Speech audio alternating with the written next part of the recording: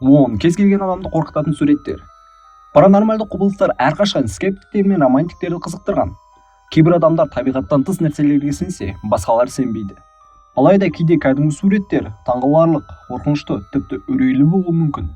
Мен бірнеше түсініксіз фотосуреттерді жинадым. Олардың көбісін түсіндіру мүмкін емес. Мысалы, елестетіп көріңіз. Өзіңіздің бақытты отбасыңызбен бірге суретке түстіңіз делік.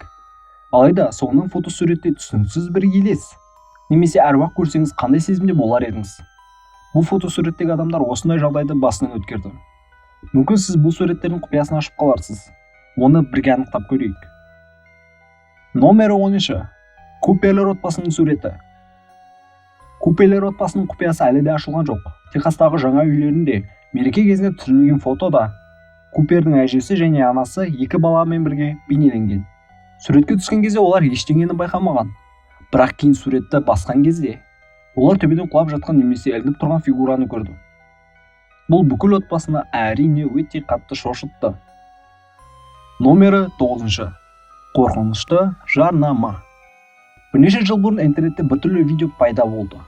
Бейнежазбада бөлмеде жалғыз отырған әйелді көруге болады. Кенеттен орындық өзігінен қозғала бастайды. Қорыққан әйел қашпақшы болғанда, орындықтар мен үстелдер оған есікке баруға кедергі жасайды. Видео миллиондаған қаралым жинап, үлкен талқылауларға себеп болды. Бұл жер сілкінісі немесе елес пе деген сұрақтар туындады. Шын мәнінде бәрі біз ойлағаннан әлдеқайда оңай болып шықты. Бұл жай ғана малайзиялық қорқынышты фильмнің жарнамалық ролигі екен. Ал керек болса. Номері 8. Қоңыр ханым. Бұл елес түсірілген ең танымал және даулы фотосуреттердің бірі. Ол 1936 жылы ауыл өмірі журналында жарияланған. Айтуларынша суретте Дороти Уолпол бейнеленген. Ол қоңыр ханым деп аталады. Өйткені оның үстіндегі көйлегі қоңыр түсті. Оның күйеуі оны опасыздық жасады деп күдіктеніп, Райнхэм Холлға өмір бойы қамап қойған. Дороти қайтыс болғаннан кейін оның елесі туралы көптеген хабарламалар болды. Кейбір сыншылар бұл суретті адамдар қолдан жасаған дейді. Бірақ бұл әлі дәлелденген жоқ. Номері 7. Биби деген шайтан. Бұл сурет көптеген адамдарды шошытқан. Бұл бақылау мониторынан түсірілген палатада жасалған. Суретте шайтан науқастың үстіне шығып алғаны көрінеді. Ал науқас бірнеше сағаттан кейін қайтыс болды. Сізде науқас төсегінің үстінде билеп тұрған шайтанды көріп тұрған шығарсыз. Шын мәнінде бұл жай ғана иллюзия болған. Шайтанның аяғы деп жүргеніміз науқастың аяғы еді. Ал үсті дәрі-дәрмек жиналған жер болатын. Арғы жағы қоқыстар. Біздің қиялымыз кейде осылай бізді шошытып, бізбен қалжыңдасып тұрады. Номер 6. Судағы беттер. Бұл сурет 1924 жылы SS Watertown мұнай танкерінде түсірілген. Калифорниядан Нью-Йоркқа қарай жүзу барысында экипаж мүшелері Джеймс Кортни мен Майкл Михан қайғылы түрде қаза табады.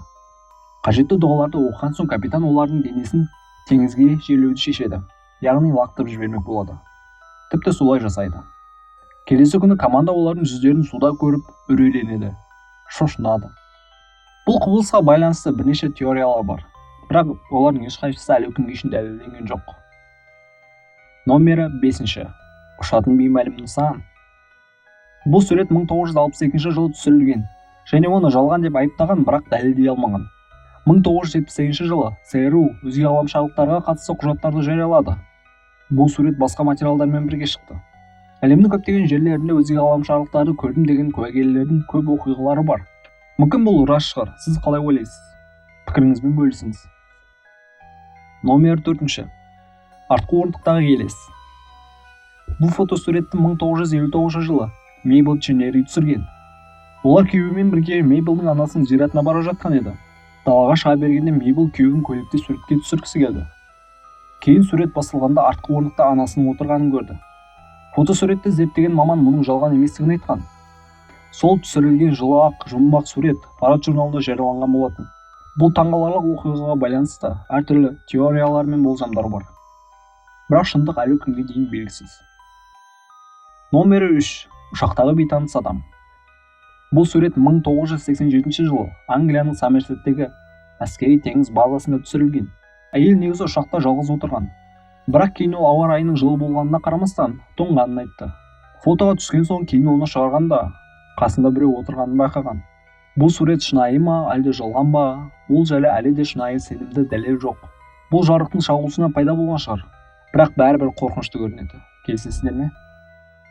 Шіркеудегі елес. Бұл сурет ең қорқынышты паранормальды кадрлардың бірі болып саналады. Солтүстік Йоркширдегі Ньюби шіркеуіндегі құрбандық үстелін суретке түсірген діни қызметкер бастапқыда фото түсірген кезде ештеңе байқамаған. Алайда фотода қорқынышты елес анық көрінеді. Бұл суретке байланысты көптеген болжамдар мен қарама-қайшылықтар болды. Бірақ зерттеулер бұл фотоға ешқандай фотошоп жасалмағанын, ол шынайы екенін дәлелдеді. Номері 1. Қорқынышты жапон қызы. Көптеген адамдар бұл сурет Жапониядағы паранормальды шоудың түсірілімі кезінде жасалған деп айтқан. Қыздың басы бұрылған бұрыш пен оның бет-әлпеті көптеген адамдарды шошытты және паранормалды құбылыстарға арналған форумдарда қызу пікірталас тудырды. Дегенмен, сурет интернетте танымал болғаннан кейін оның жалған екені анықталды. Шын бейне табылды. Ол жерде жай ғана қыз камераға күлімсіреген екен. Осы суреттердің қайсысы сізді қорқытты, немесе шошытты? Әлде жеке куәлігіңіздегі фото әлде қайда қорқынышты ма? Міндетті түрде комментарияға жаза кетіңіз.